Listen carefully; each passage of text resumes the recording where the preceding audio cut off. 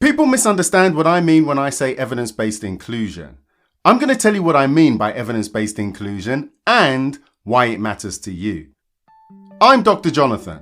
I work with organizations to make them inclusive, and I'm on a mission to help 1 million people like you to make your workplace inclusive. Get your pen and paper ready because we're going to be talking about evidence-based inclusion. I've come to understand that not everyone is clear by what I mean when I say evidence-based inclusion. I had a great conversation with Dr. Kathy May Carolser, who raised some issues about the biased nature of knowledge, research, and so I wanted to clear this up. Now, I think I've discussed this before, but pretend I haven't. I'm going to give you an overview of evidence-based inclusion.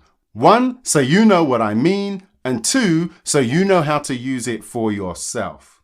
Okay, well, let's go back to my origin story first.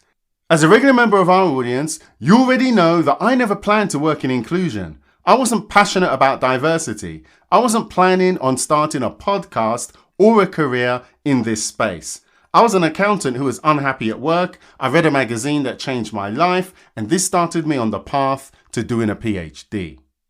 Now, long story short, during the PhD, I was blown away by the depth of knowledge and insight that the research community was generating, but frankly, they were keeping it to themselves. I was also blown away by the lack of rigor in what we can now call diversity, equity, and inclusion work. I finished my PhD and I thought, lots of guesswork here, lots of emotional appeals, lots of charismatic people with plenty of charm, but no way of solving your problems. Now, also, don't forget, I was an accountant, and before that, I was an auditor. So that means I'm used to justifying everything I say and do. I've always got receipts. So when I finished my PhD and started to do this work, I had the skills and background to approach it in a very different way to everyone else. I worked in the private sector, so I already know how organizations work and how people make decisions. That was a large part of my job. I'd also been paying attention to how the DEI industry functioned and quickly realized that despite all the stuff about equity, meritocracy, it was always based on who you knew, not what you knew. And frankly, I thought it was as corrupt as any other industry. I also had worked with organizations to solve their specific issues, and I was collecting data from them. That's really difficult, by the way. And I understood the challenges they faced. What they faced, how they faced it. I spent a lot of time with them. I also knew what the research said because I was conducting my own research and I was studying the people who were doing the most important, most relevant research in the world at that time, and I still like to keep up to date with that. Now, this all sounds great, but the difference was I was trying to put all of this together to help organizations, to help people like you to make better decisions. And then I had an epiphany. And this brought me back to my PhD again. Because when you do a PhD, you investigate things that don't always seem relevant. Sometimes you change your mind. Sometimes you're advised to leave it. Now, adjacent to my study, I was investigating something about nursing, if you can believe that, about the medical field. And it's a combination of theory and practice in a professional field. I did a deep dive on what it means to be a profession and how to even start a profession. So I know a lot about that. It feels pretty random, but this opened my mind up to this idea of evidence-based practice. This is all about decisions based on the best available, current, valid, and relevant evidence. Now, a lot of these studies that I was speaking about, I mentioned nursing, it was generally healthcare. So think about patients, think about research, think about clinical expertise, and combining all of this to save lives. This is what I started to think about again. And then a few years later, I met Professor Rob Brinner. And that brought me back to my PhD again, because in my PhD, I cited Professor Rob Brinner. Now, when I met him a few years later, he was talking about evidence-based management.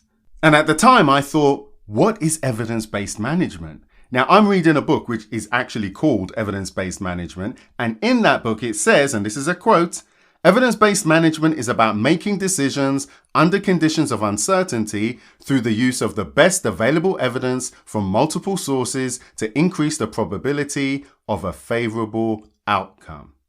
Multiple sources. And like the book, I like to emphasize 4 sources: the scientific literature, the organization, stakeholders, professional expertise. Now, when I came across all of this, I thought, I'm doing this anyway, but I hadn't really put a label on it. Well, actually, that's not true. If you check out the early episodes of the show, you hear me using phrases like evidence-based approach. I was using a lot of what is called evidence-based practice, but I wasn't really labeling it like that.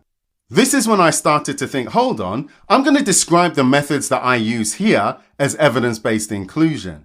And it made complete sense to me. Let's think about this. My PhD touches on evidence-based practice. Not so much, but if you look, it's definitely there. Someone I admire is talking about evidence-based management. Then I look at what I'm doing and I realize I'm doing this stuff anyway. So that's when I started to be explicit and saying evidence-based inclusion.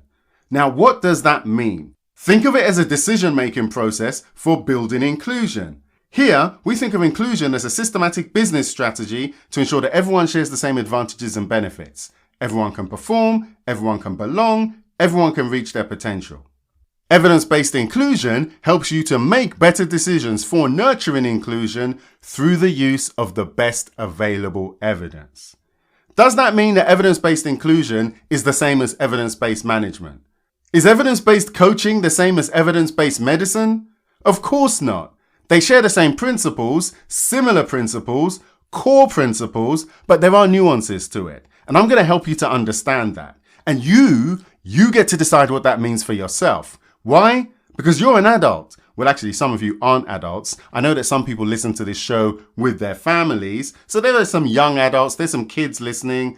I appreciate that. I'm talking to you too. But why should you care about any of this? Well, it's all about raising standards and making better decisions. Whenever I give keynotes, whenever I do workshops, whenever someone reads out my bio, they always mention that I've got this unique combination of academic rigor and professional expertise. Now, this is a rare combination. These are rare and valuable skills, which I'm constantly telling you, everyone, and certainly young people, that you need to cultivate these to help you craft a career. When you use evidence-based inclusion, it allows you to be a little bit more systematic, a little bit more rigorous. It allows you to raise your standards, and it means everyone has to meet your standards.